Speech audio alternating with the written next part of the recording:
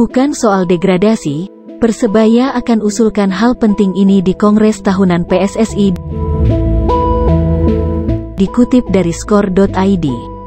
Persebaya Surabaya siapkan sebuah usulan penting di Kongres Tahunan PSSI yang rencananya akan digelar akhir Mei tahun ini. Sebagai salah satu peserta, Persebaya rupanya sudah mengantongi usulan tersendiri saat Kongres digelar nanti.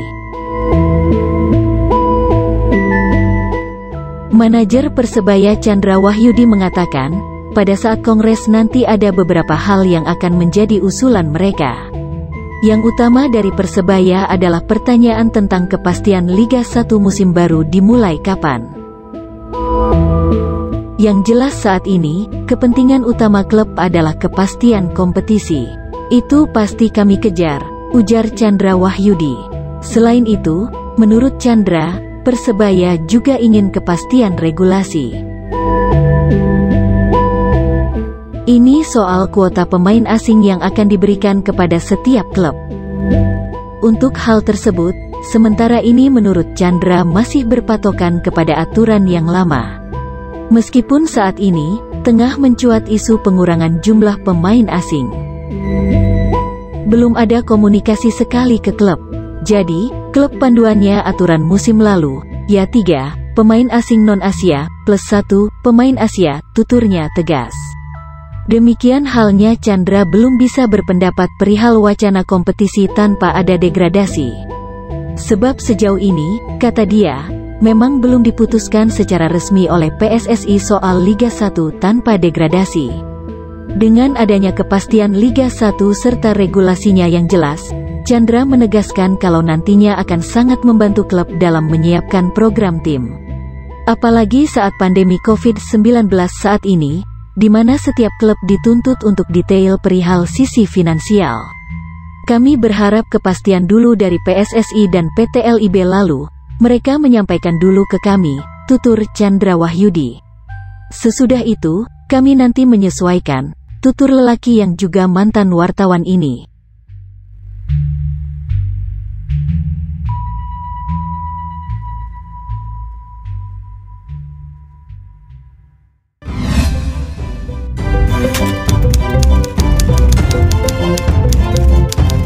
Tolak Liga 1 tanpa degradasi, Aji Santoso, rawan pengaturan skor. Dikutip dari bola.net, pelatih Persebaya Surabaya, Aji Santoso kurang sepakat dengan rencana penghapusan degradasi pada Liga 1 2021.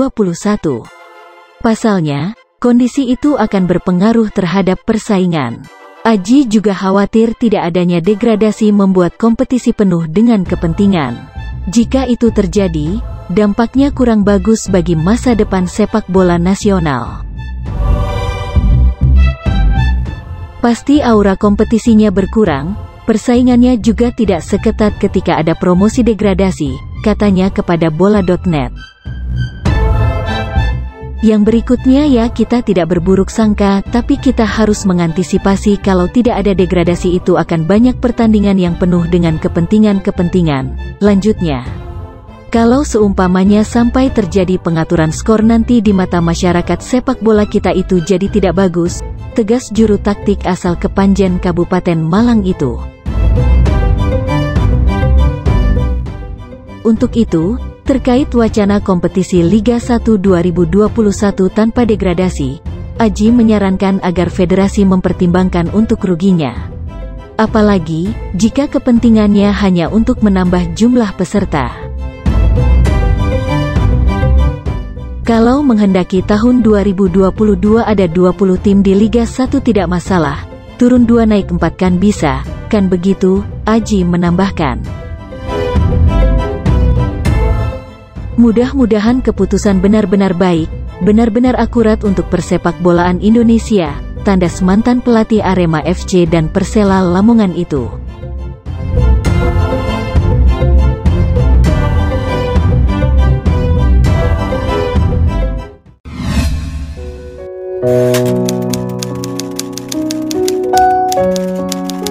Adi Setiawan dipanggil timnas, satu Kota Bima ikut bangga. Dikutip dari persebaya.id, tak henti Persebaya mencetak pemain baru untuk timnas Indonesia. Adi Setiawan menjadi pemain teranyar yang merasakan pemusatan latihan timnas setelah tampil moncer bersama Bajul Ijo di ajang Piala Menpora. Ia dan Rizky Ridho masuk dalam gelombang kedua pemain yang dipilih oleh Shin Tae-yong. Bagi pemain asli Bima tersebut, ini pengalaman pertama kali seumur hidup sebagai pemain sepak bola.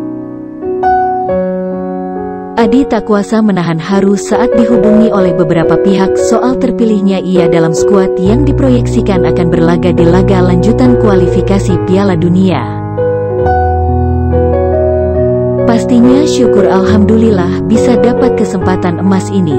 Ini impian dari kecil dan alhamdulillah sekarang bisa terwujud, ungkap Adi.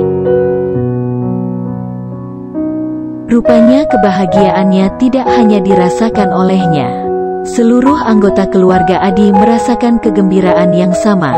Bahkan masyarakat Bima juga ikut merayakan terpilihnya Adi sebagai salah satu pemain timnas.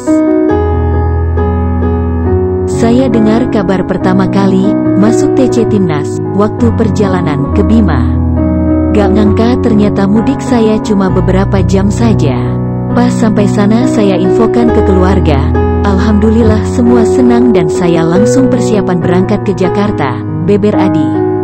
Dan yang senang bukan hanya keluarga, seluruh Bima semua senang. Karena ini menjadi pertama buat putra NTB masuk timnas.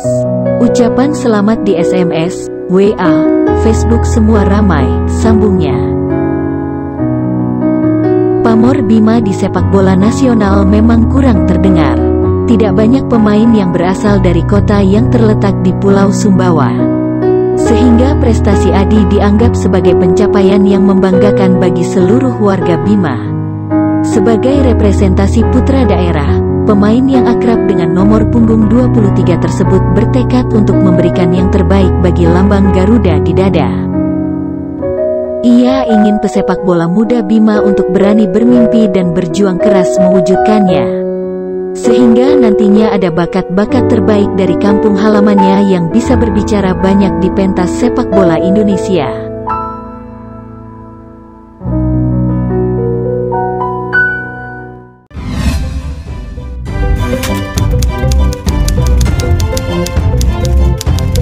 M. Saifuddin bek Persebaya khawatir jika Liga 1 berlangsung tanpa degradasi. Dikutip dari bola.net, bek Persebaya Surabaya, Muhammad Saifuddin mengomentari wacana kompetisi tanpa degradasi. Dia mengaku khawatir Liga 1 2021 kurang kompetitif. Wacana penghapusan degradasi menjadi salah satu pembahasan pada rapat Komite Eksekutif PSSI beberapa waktu lalu. Rencananya, hasil rapat tersebut akan dibawa ke Kongres tahunan. Menurut Saifuddin, peniadaan degradasi berpotensi membuat kompetisi berlangsung kurang seru. Klub bisa juga ogah-ogahan untuk bermain dengan serius. Mungkin kurang bergairah ya Liga 1 tanpa degradasi. Kurang kompetitif juga, ungkap M. Saifuddin kepada bola.net. Jadi takut mainnya asal-asalan karena enggak ada yang ditakutin. Kalah terus masih aman, tegas mantan pemain PSS Sleman tersebut. Namun, terlepas dari wacana degradasi yang menjadi perbincangan hangat, dia berharap PSSI segera memberi kepastian terkait kompetisi. Karena itu yang lebih penting. Sebagai pemain harapan paling penting adalah kompetisi jalan dulu atau izin kompetisi turun. Untuk masalah regulasi kami mengikuti dari federasi, lanjut Saifuddin. Jebolan Sat Uruguay tersebut juga berharap PSSI bisa menggulirkan kompetisi sesuai rencana pada awal Juli mendatang. Sehingga klub dan pemain bisa menggelar persiapan.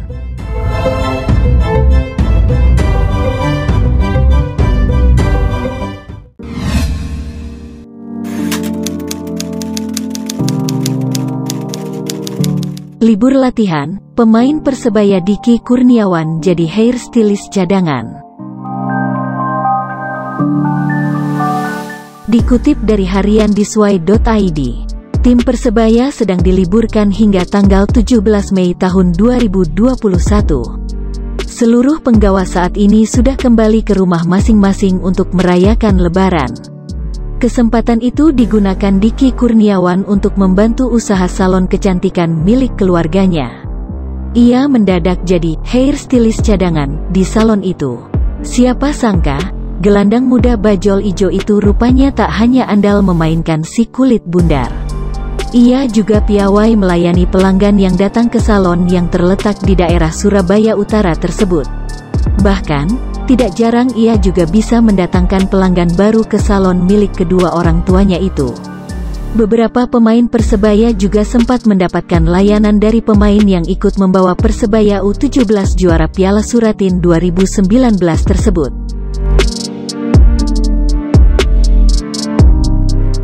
Kalau di salon, ia paling banyak bantuin seperti nyemir rambut. Kalau potong rambut belum berani, soalnya pernah ada yang komplain, terang Diki, lantas terbahak. Ia menyebut teman-temannya di Persebaya sering juga ke salonnya. Beberapa datang untuk disemir rambutnya. Kapan lalu ada Hernando juga yang rambutnya saya cat sendiri di sini, sambungnya. Diki mengaku tidak malu untuk membantu usaha milik keluarganya. Meski ia kini sudah menjadi bagian dari tim utama Persebaya. Menurut Diki, itu ia lakukan sebagai bentuk bakti kepada orang tua. Ia percaya berbakti ke orang tua akan memudahkan jalannya dalam berkarir sebagai pesepak bola profesional. Apalagi, menjelang Lebaran, Diki begitu bersemangat membantu orang tuanya karena ingin hasil yang didapat dari salon itu bisa untuk membahagiakan saudara-saudaranya yang masih kecil. Lumayan kan kalau ramai nanti bisa buat tambah-tambah THR untuk saudara. Biasanya saudara yang kecil-kecil banyak yang ujung-ujung silaturahmi, ujarnya.